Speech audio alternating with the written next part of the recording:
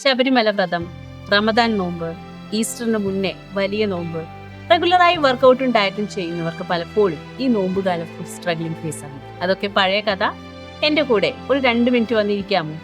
നോമ്പിനോടൊപ്പം വർക്കൗട്ടും ഡയറ്റും എങ്ങനെ ഭംഗിയായി കൊണ്ടുപോവാമെന്ന് വ്യക്തമായി പറഞ്ഞുതരാം.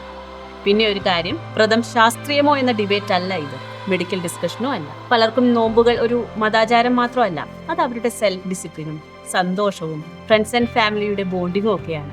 ഇതിന്റെ ഒപ്പം വർക്കൗട്ടും ഡയറ്റും എങ്ങനെ ബാലൻസ് ചെയ്യാമെന്നതാണ് ഇന്നത്തെ ടോപ്പിക്. ഓക്കെ, അപ്പോ നോമ്പുകളെ നമുക്ക് 3 ടൈപ്പായി തിരിക്കാം.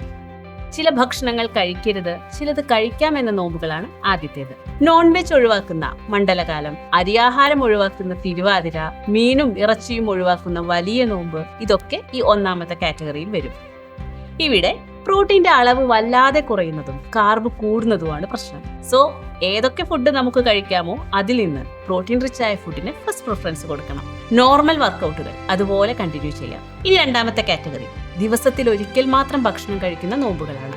ഭക്ഷണം കഴിക്കുമ്പോൾ വല്ലാത്ത വിശപ്പും സ്പീഡിൽ കഴിക്കുന്നതും ഓവർ ഈറ്റിങ്ങും ഗിൽറ്റും, പലരും ഇമോഷണലി ഡൗൺ ആയി പോകുന്ന സിറ്റുവേഷനാണിത്. ഒരു കാര്യം പറയട്ടെ, ഇങ്ങനെ കൂടുതൽ ഭക്ഷണം കഴിച്ചു പോകുന്നത് നമുക്ക് കൺട്രോൾ ഇല്ലാത്തത് കൊണ്ടോ നമ്മൾ വീക്ക് ആയതുകൊണ്ടോ ഒന്നുമല്ല. അത് നമ്മുടെ ശരീരത്തിന്റെ ഒരു സെൽഫ് പ്രൊട്ടക്ഷൻ സ്വഭാവമാണ്. ഇവിടെ ഒരു ചെറിയ സ്മാർട്ട് ടെക്നിക്ക് ഉപയോഗിച്ചാൽ മതി. ഭക്ഷണം കഴിക്കുന്ന സമയമാവുമ്പോൾ ആദ്യം ഒരു ഗ്ലാസ് വെള്ളം കുടിക്കുക. അപ്പം വളരെ ലൈറ്റായി ഒരു കഷ്ണം ബനാനയും ഒരു ചെറിയ പിടി നട്ട്സും പോലെ ഒരു കോമ്പിനേഷൻ കഴിക്കുക. 5-10 മിനിറ്റ് ബ്രേക്കിന് ശേഷം പ്രോട്ടീൻ റിച്ച് ആയ മെയിൻ ഫുഡ് കഴിക്കുക. ഇനി നോമ്പ് ദിവസം വർക്കൗട്ടിൽ റെസ്റ്റ് ഡേ ആക്കാൻ പറ്റുമെങ്കിൽ അതാണ് നല്ലത്. അതല്ലെങ്കിൽ ഭക്ഷണം കഴിച്ച് 1 മണിക്കൂറിന് ശേഷം ലൈറ്റായി വർക്കൗട്ട് ചെയ്യാം. ഇനി മൂന്നാമത്തെ ടൈപ്പ്, റമദാൻ പോലെ പകൽ മുഴുവനും ഭക്ഷണമോ വെള്ളമോ ഒന്നും കഴിക്കാത്ത ടൈപ്പ് വ്രതങ്ങളാണ്. നോമ്പ് തുറന്ന ഉടനെയുള്ള ഭക്ഷണം, ഡിന്നർ, പിന്നെ പുലർച്ചെ കഴിക്കുന്ന ഭക്ഷണം, ഈ 3 നേരം കൊണ്ട് ശരീരത്തിന് ആവശ്യമുള്ള പ്രോട്ടീനും കലോറിയും കിട്ടുന്നത് പോലെ ഭക്ഷണം കഴിക്കുക എന്നതാണ് ടെക്നിക്. ഒപ്പം ആവശ്യത്തിന് വെള്ളവും ഇലക്ട്രോലൈറ്റ്സും കിട്ടുന്നു എന്നും പ്രത്യേകം ശ്രദ്ധിക്കണം.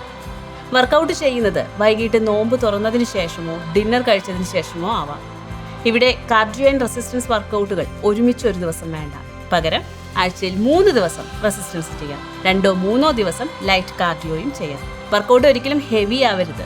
നമ്മുടെ ആവശ്യം ഫിറ്റ്നസ് മെയിൻറ്റെയിൻ ചെയ്യലാണ്, സ്ട്രെങ്ത് ഇംപ്രൂവ്മെന്റ് അല്ല. ഓക്കെ, അപ്പോൾ കാര്യങ്ങളൊക്കെ ക്ലിയർ ആയല്ലോ. വ്രതമെടുക്കുന്ന പ്രിയപ്പെട്ടവർക്ക് വേഗം ഈ വീഡിയോ ഷെയർ ചെയ്തോളൂ. അവരുടെ സന്തോഷത്തിലും ഹെൽത്തിലും മാത്രമല്ല പ്രാർത്ഥനകളിലും നിങ്ങൾ കൂടെ തന്നെ ഉണ്ടാവും.